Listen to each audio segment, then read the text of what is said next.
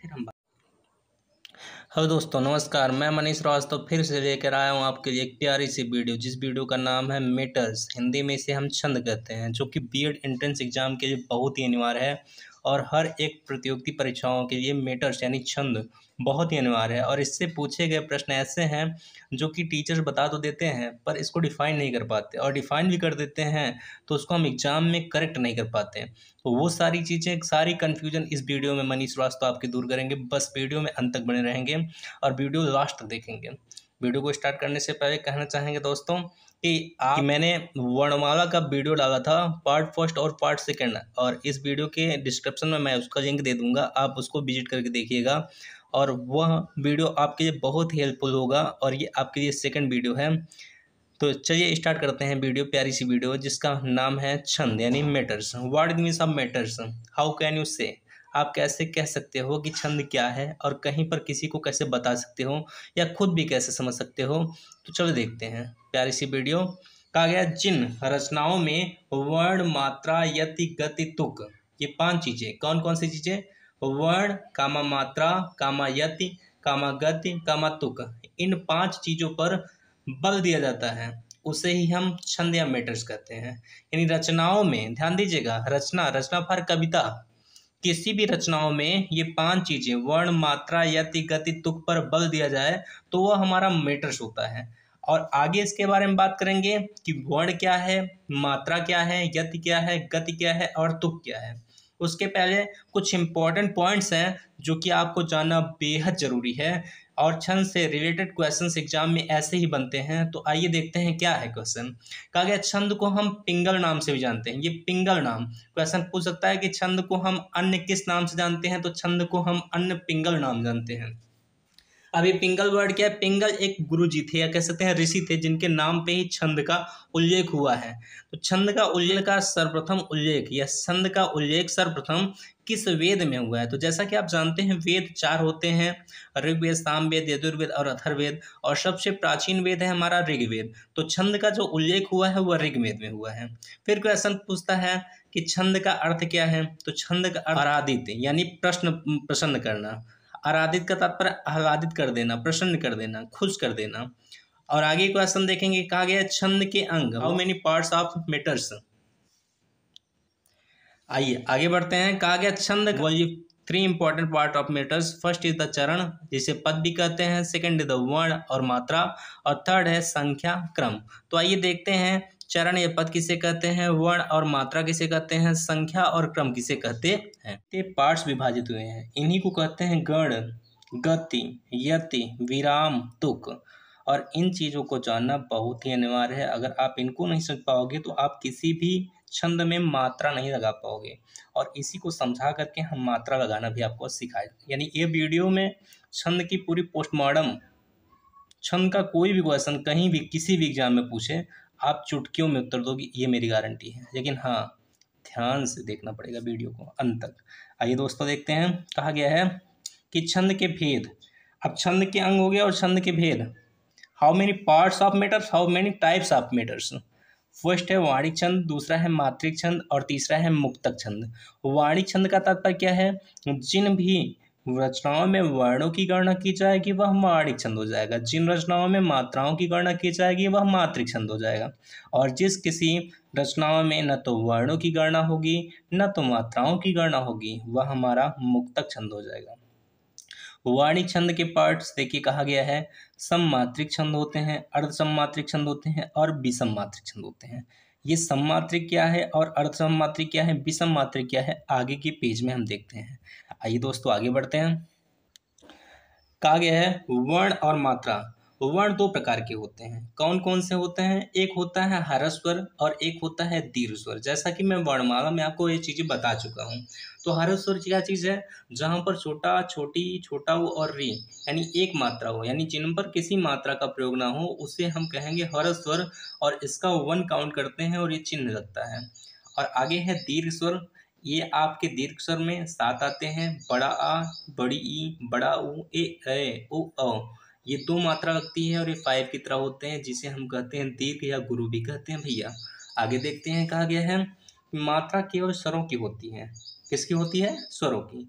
यानी मात्रा हमेशा स्वरों में लगेगी, यानी लघु मात्रा, और दूसरा है आपका दीर्घ, या जिसे हम गुरु मात्रा भी कहते हैं। और ये क्या है, ये सिंबल है, ये चिन्ह है, यानी इसको लगाकर 1 काउंट करके इसको लगाकर 2 काउंट करेंगे। आइए देखते हैं, अभी मैंने बात की थी ना वर्ण मात्रा यति तुक, तो देखिए आपके सामने आ गया यति कामा गति कामा तुक, ये तीनों चीजें क्या हैं, किसी भी रचना को पढ़ते समय, यानी किसी भी रचना को पढ़ते समय जो बीच में रुकना होता है, रुकना में जैसे आप स्टॉप करते हो ना, कॉमा कॉमा, ये रुकना होता है, उसे हम यति कहते हैं।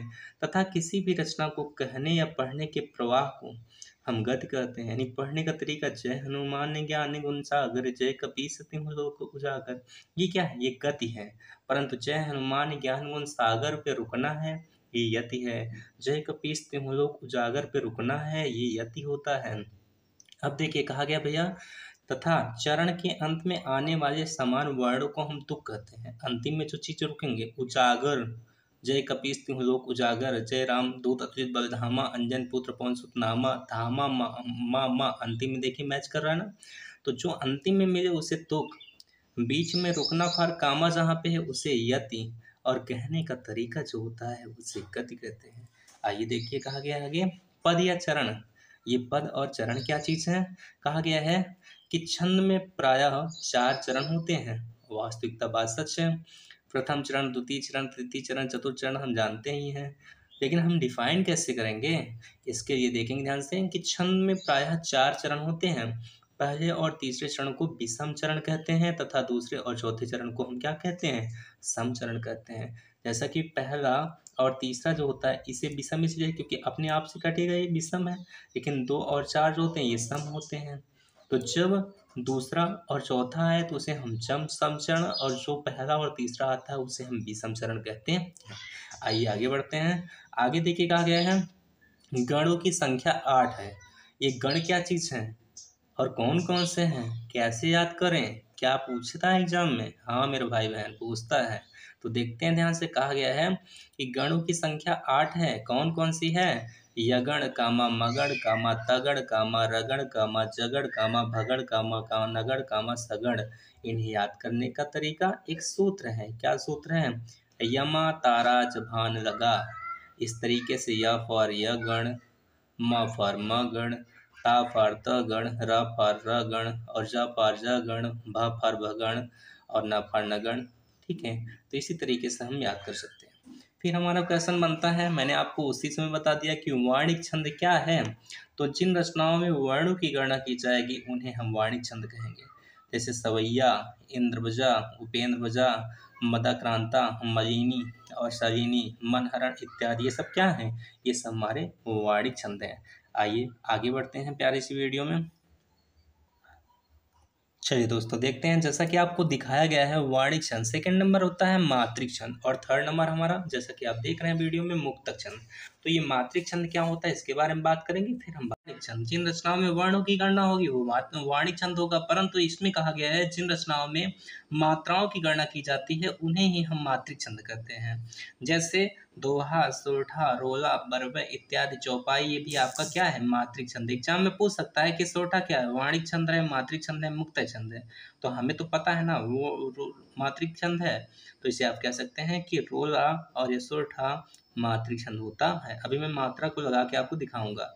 आगे है सेकेंड नंबर हो गया, थर्ड नंबर है मुक्तक छंद। ये मुक्तक छंद क्या होता है, मुक्तक में होता है मुक्त या स्वतंत्र, जिन रचनाओं में न तो वर्णों की गणना की जाए और ना ही मात्राओं की गणना की जाती है, यानी स्वतंत्र हो, उसे ही हम क्या कहेंगे, मुक्तक छंद कहेंगे। जैसे कहा गया है, क्वेश्चन बहुत पूछता है, जिसके प्रेरणा स्रोत कवि जो हैं वो श्री सूर्यकांत त्रिपाठी निराला जी हैं। हमसे क्वेश्चन ये पूछता है एग्जाम में, किसी भी एग्जाम में, कॉम्पिटेटिव एग्जाम में या आपके बीएड एंट्रेंस एग्जाम पूछ सकता है कि मुक्तक छंद के महान कवि कौन है। तो मुक्तक छंद के एक ही महान कवि जिनका नाम है सूर्यकांत त्रिपाठी निराला जी। आइए आगे बढ़ते हैं प्यारी सी वीडियो में।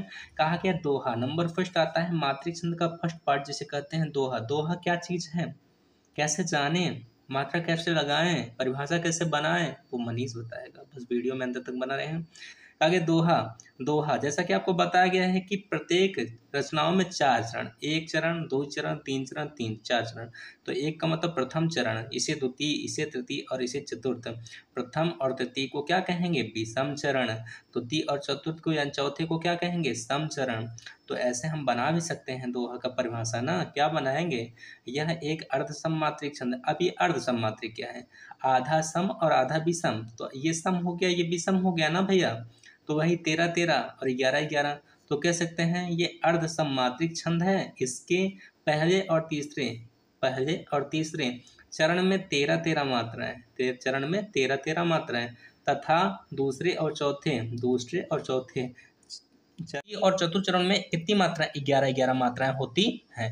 तो देखते हैं हम मात्रा को लगा करके एग्जाम्पल में, जैसा कि लिखा गया है, श्री गुरु चरण सरोज रज निज मन मुकुर सुधार, बरनहु रघुबर विमल जसु जो दायक फल चार।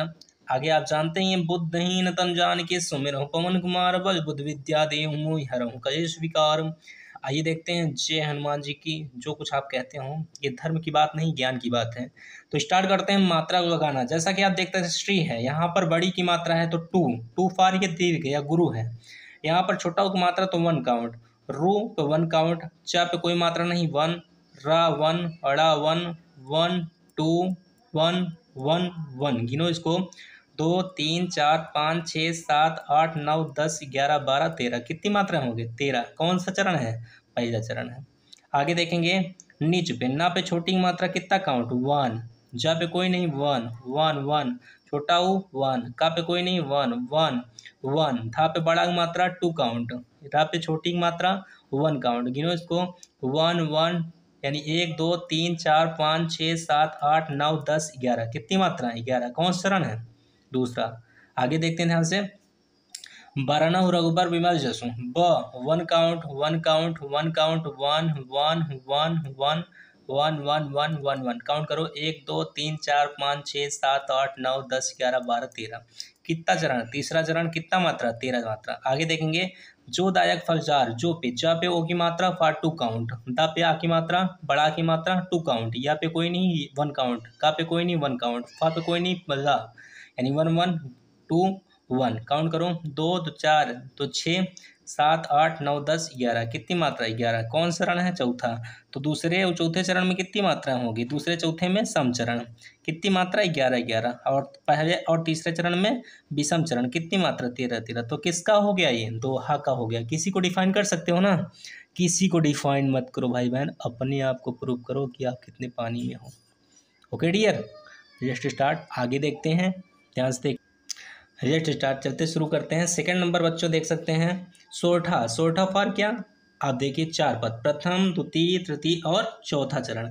तो चौथे चरण और दूसरा और चौथे चरण को हम जैसा कि बताए समचरण, और प्रथम और तृतीय चरण को क्या? विषम चरण। तो आइए देखते हैं इसका परिभाषा कैसे बनाओगे आप, कैसे किसी को बताओगे आप। तो यह एक अर्धसममात्रिक छंद है, जैसा कि ये भी आधा सम है और यह भी आधा विषम है। तो ऐसे कह सकते हैं कि यह भी एक अर्धसममात्रिक छंद है। इसके भी 1 या 3 या कह सकते हैं पहले या तीसरे चरण में 11 11 मात्राएं, तथा दूसरे और चौथे चरण में 13 13 मात्राएं होती। एक चीज ध्यान दीजिए, बस ध्यान से समझिएगा, दोहा सोरठा एक दूसरे का अपोजिट होता है मेरे भाई बहन।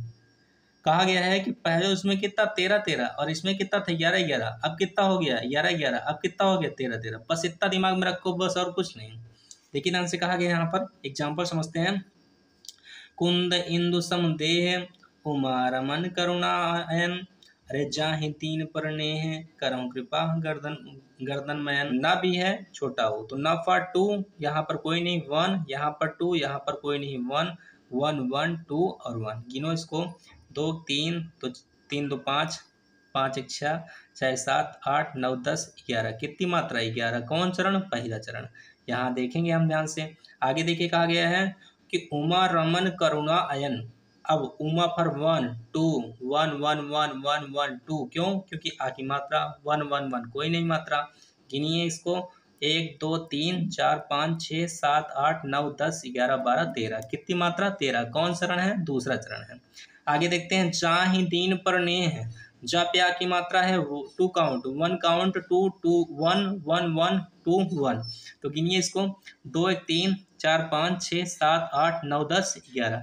कौन सा चरण है? तीसरा। कितनी मात्राएं हैं? 11 मात्रा। आगे देखेंगे, करहु कृपा मर्दन मयन, 1 1 1 1 2 2 क्यों? क्योंकि बड़ा की मात्रा है। इस पे 2 ध्यान देंगे क्योंकि इसके ऊपर क्या है? उड़ंकुरा है, और जहां पर ये रहेगा उसके पहले का डबल हो जाएगा। तो 2 1 1 1 1 1। काउंट करो इसको, 1 2 3 4 5 6 7 8 9 10 11 12 13। कितनी मात्रा? 13। कौन चरण? चौथा। तो दूसरा और चौथा चरण में सम चरण है। कितनी मात्रा? 13 13।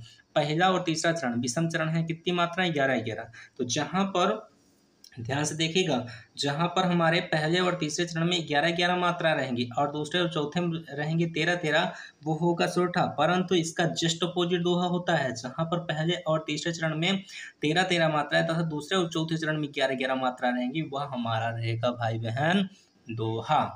आशा करते हैं समझ में आ रहा होगा, लेकिन थोड़ा सा आशा नहीं, मेहनत चाहिए, क्योंकि पता है आपको इस वीडियो को बनाने के लिए कितनी मेहनत करनी पड़ती है, कितनी मशक्क़त करनी पड़ती है। लेकिन भाई बहन आपका एक लाइक शेयर कमेंट पाने के लिए हम इतने मतलब खुश होते हैं। लेकिन आप सब पता नहीं किस दुनिया में खोए हैं, आपके लिए इतना हम मेहनत कर देते हैं, लेकिन आप वीडियो को शेयर नहीं करते हो, लाइक नहीं करते हो, कमेंट नहीं करते हो। कोई बात नहीं, मेरा उद्देश्य यूट्यूब पर आना ये नहीं कि पैसा कमाना या फेमस होना। मेरा उद्देश्य सिर्फ इतना सा है कि जिस गरीबी को देख करके मैं आगे बढ़ा हूँ, जब मेरे पास पढ़ने की स्थिति नहीं थी। बहुत सारी चीज़ें हैं दोस्तों, यूट्यूब वीडियो बना रहा हूँ, पढ़ा रहा हूँ, इसका मतलब मैं अपनी दुख भरी कहानी को व्यक्त करके समय नहीं पास करना चाहता। पर आपको बताना चाहूँगा, एक समय ऐसा रहता था कि अ, जाने दीजिए, एक समय ऐसा रहता था भाई बहन कि कोचिंग की फीस जमा करने के लिए मुझे मजदूरी करनी पड़ती थी यार। मुझे 6 साल पढ़ाते हो गया, कितने कष्ट, कितने प्रॉब्लम परेशानियों को देखते हुए मैंने पढ़ना, जो चीज़ें मुझे पढ़ानी होती थी उसको मैं रात में पढ़ता था, तब बच्चों को पढ़ाता था। बहुत सारी चीज़ें हैं, लोगों का सपोर्ट मिला। पता है दुनिया में कोई चीज़ मैं आपको पढ़ाऊँगा तो है ही, लेकिन मैं आपको बता रहा हूँ जीवन के कुछ एक्सपीरियंस, कुछ चीज़ें आपको, कि ज़िंदगी में ध्यान देना, अगर आपको सक्सेस होना है ना, तो आप किसी के भरोसे मत रहना, क्योंकि आप जिसके भरोसे रहोगे, जिसके बारे में ये सोचोगे कि यार मेरे लिए सब कुछ है, आप बड़े हो, आप छोटे तो नहीं होगे, आप मुझे पता है बड़े हो गए हो। मैं आपको बता रहा हूँ, जिसके लिए सोचोगे ना बहुत अच्छे हैं यार, इसके लिए तो हम जी नहीं सकते, मर जाएंगे, ये है वो है, दुनियादारी है और यही मेरा सब कुछ है, बता रहे ना सच्ची सच्ची, आपको वही छोड़ के जाएगा और आपको उस मोड़ पे, उस रास्ते पे छोड़ जाएगा। ना आपके पास आगे कुछ दिखेगा, ना आपके पास पीछे कुछ दिखेगा। इसलिए कभी किसी से आप बहुत ज़्यादा मतलब, जाने दीजिए, वीडियो शुरू करते हैं। बहुत ज़्यादा उम्मीद मत रखो भाई बहन कि ये यार उसके जैसे। पता है मैंने बहुत उम्मीद रखी थी बहुत लोगों से, लेकिन वही लोग उम्मीद को तोड़ कर छोड़ के चले गए भैया, ठीक है। और मेरा कहना सिर्फ इतना है कि अगर ज़िंदगी में आगे बढ़ना है तो यही है यार, जो दिख रहा है ना, ये education is the very important for every person. When you have educated you can do anything in your life. So please get the education and do something in your life। कुछ पाने के लिए कुछ खोना पड़ेगा, लेकिन शिक्षा एक माध्यम है, शिक्षा को लीजिए भैया। चलिए देखते हैं, नहीं मेरे वीडियो भी छोड़ देंगे आप सब, हमें पता है। बाकी मेरा कोई मोटिव नहीं है कि ये सब चीज़ें को बताना, बस इतना है कि ज़िंदगी में कुछ कर जाइए यार। समय बहुत बड़ी चीज़ होती है, समय। When you have time you can do anything in life. अगर समय है ना, समय है तो आप ज़िंदगी में कुछ भी कर सकते हो। When you have not time you can not do anything in life. अगर आपका समय नहीं तो आप जीवन में कुछ नहीं कर सकते हो। सो प्लीज़ हाथ जोड़ कर निवेदन है, एजुकेशन, शिक्षा वो शेरनी का दूध है, जो पिएगा वो दहाड़ेगा। बाबा साहब ने भी कहा था, एजुकेशन इज टूल, शिक्षा एक हथियार है। So start now. कहा गया आपका आज चौपाई, ये किसके अंतर्गत है? मात्रिक छंद के अंतर्गत। इसमें देखिए 4 चरण, पहला पद, दूसरा चरण, तीसरा चरण और चौथा चरण। विषम चरण और क्या है? सम चरण है। इसका परिभाषा कैसे बनाओगे हम? यह एक सममात्रिक छंद है, इसके 4 चरण होते हैं, प्रत्येक चरण में 16 16 मात्रा, यानी यहाँ भी 16, यहाँ भी 16, यहाँ भी 16 और यहाँ भी 16। तो आइए देखते हैं। कहा गया, जैसे देख सकते हैं आप, लिखे हैं, जय हनुमान ज्ञान गुण सागर, जय कपीस तिहु लोक उजागर, रामदूत अतुलित बलधामा, अंजन पुत्र पवन सुत नामा। पहला चरण, दूसरा चरण, तीसरा चरण और चौथा चरण। प्रत्येक चरण में कितनी मात्राएं हैं? 16 16 मात्राएं हैं। तो गिनते हैं, 1 2 3 4 5 6 7 8 9 10 11 12 13 14 15 16। 16 हो गई। 1 2 3 4 5 6 7 8 9 10 11 12 13 14 15 16 हो गया 16 आपका। आगे है 1 2 3 4 5 6 7 8 9 10 11 12 13 14 15 16 16 हो गया आपका। इस पे देखिए टू काउंट, क्योंकि एक बिंदी है, यानी जहां पर कोई मात्रा का प्रयोग हो भैया ना वहां पे टू काउंट, जहां पे कोई मात्रा नहीं है, छोटी मात्रा छोटा मात्रा है, वहां पर 1 काउंट करेंगे। बस इतनी सी बातें हैं। 2 3 4 5 6 7 8 9 10 11 12 13 14 15 16 हो गया। आइए आगे बढ़ते हैं। तो ये था हमारा प्यारा सा वीडियो मीटर्स जो छंद। इसके अंतर्गत कुछ भी कहीं से क्वेश्चन नहीं पूछता है कि जितना मैंने आपको इस वीडियो में बताया उतना आप ध्यान से पढ़ लीजिए भाई बहन। बीएड एंट्रेंस एग्जाम हो या कोई प्रतियोगी परीक्षा हो, मैं आपके लिए इस चैनल पर वीडियो लाता रहूँगा। हिंदी, रीजनिंग, बहुत सारी चीज़ें। मैं जैसा कि आपको बताना चाहूँगा कि एकेडमी में 9th 10th 11th 12th Hindi English पढ़ाता हूँ, लेकिन आपकी तैयारी में भी मैं आपकी हिंदी को इतनी गजब तरीके से आपको बताऊँगा। बस आप मेरा वीडियो देखकर कोई भी एग्ज़ाम दीजिए, और गारंटी अगर आपका क्वेश्चन नहीं फंसेगा तो मैं यूट्यूब छोड़ दूँगा, पढ़ाना बंद कर दूँगा। बस मेरे पर थोड़ा विश्वास करिए और चीज़ों को परफेक्टली तरीके से देखिए। Thank you so much. कोई भी गलती हुई होगी तो माफ़ करिएगा। आपका छोटा भाई Manish Shrivastava. Thank you so much. जय हिंद, जय भारत।